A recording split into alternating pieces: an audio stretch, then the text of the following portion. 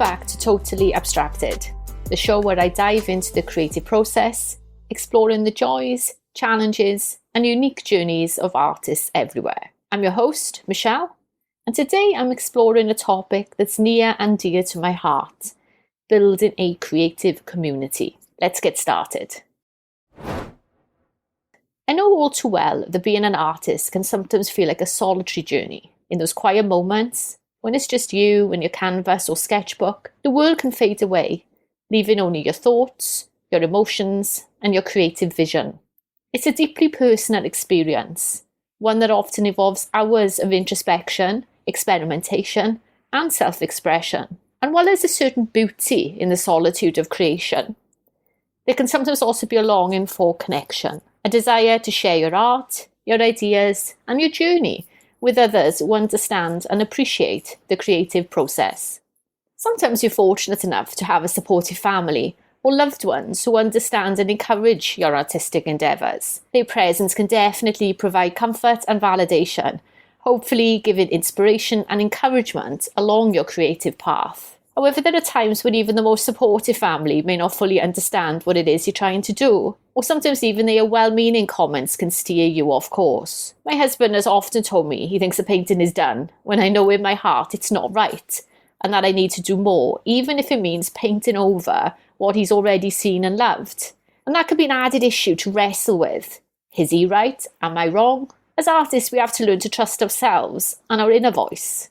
But sometimes family members, by perhaps seeing and commenting on our work too soon, can unintentionally drown out that inner voice. So I sometimes think we yearn for connection with fellow artists instead, who share our passion and understand, the nuances of the craft, and get it when we say, this isn't done yet, I'm just sharing a work in progress. I think being part of a community that speaks the same language, where you can freely exchange ideas, share struggles, and celebrate victories, is a wonderful thing. Creative community can offer a deeper level of understanding, support, and kinship, a sense of belonging and connection that can enrich our artistic journeys in ways we may never have imagined. And a creative community can also be a boundless source of inspiration, from sharing each other's inspiring stories and different works of art. Just being part of such a community can reignite our passion and remind us why we fell in love with art in the first place. And I think the value of a creative community can go even deeper.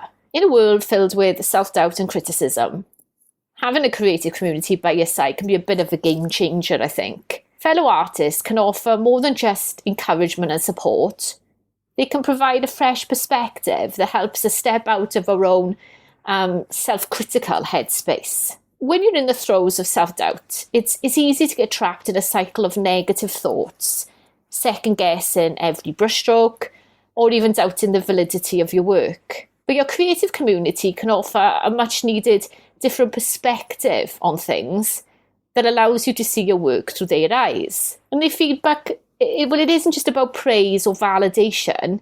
It can be about offering constructive criticism and alternative viewpoints that challenge you to see beyond your own limitations. They can point out strengths you may have overlooked and gently nudge you to explore new directions or techniques that you may never have considered. And the shared experiences within a creative community can remind you that you're not alone in these struggles. Every artist grapples with self-doubt and criticism at some point in their journey. By opening up about challenges and triumphs, I think fellow artists in a creative community can create together a safe space where vulnerability is celebrated and growth is encouraged. So in this way, a creative community then becomes a catalyst for ongoing personal and artistic growth, helping us all break out of any negative cycles of self-criticism and doubt, and helping us learn to embrace our personal, unique artistic voices with confidence and conviction.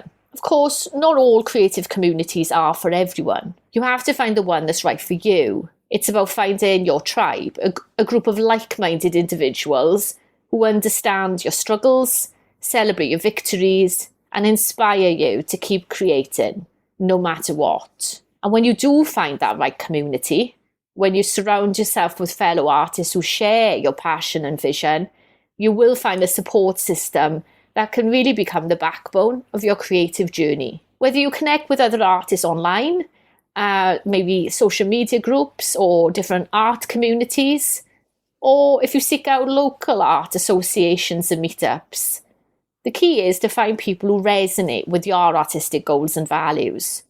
You'll form deep connections and friendships that way that can last a lifetime, and you'll never then have to navigate the ups and downs of the creative process alone. And of course, finding your community also opens up opportunities for collaboration. For many people, collaboration is where the magic happens.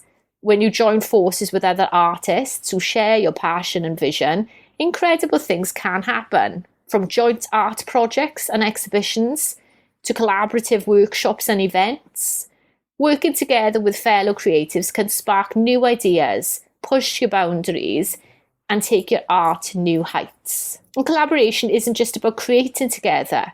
It's also about learning from each other and growing together as artists. So when you collaborate with someone, you bring your unique strengths and perspectives to the table, creating a dynamic synergy that elevates both of your works. And of course, let's not forget the power of accountability. When you have someone else counting on you, you're more likely to show up and do the work, pushing yourself to new levels of creativity and productivity.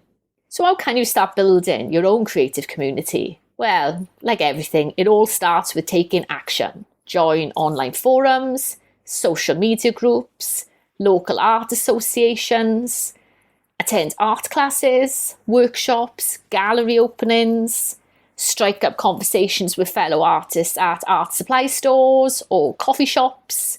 There's lots of different ways to do this, and they won't all work out, but taking action, starting to reach out and make those connections is the way to find the tribe that is right for you. I have a new Facebook group too, Bow Brushes and Brave Hearts, designed specifically to help artists grow in confidence in sharing their work and to help overcome creative blocks and feelings of imposter syndrome. It's going to be a very supportive and nurturing group for artists, and if you're interested in finding out more about that group, the link is in the show notes. Remember, your tribe is out there. All you have to do is reach out and start making those connections. And once you do, you'll be amazed at the transformative power of building a creative community. It's often said, because it's true, we're stronger together. So start building your tribe today and start creating something amazing. So there you have it, the power of building a creative community.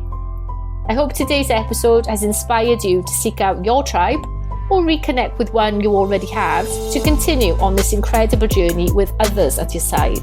Until next time, keep creating and keep connecting. Thank you for listening.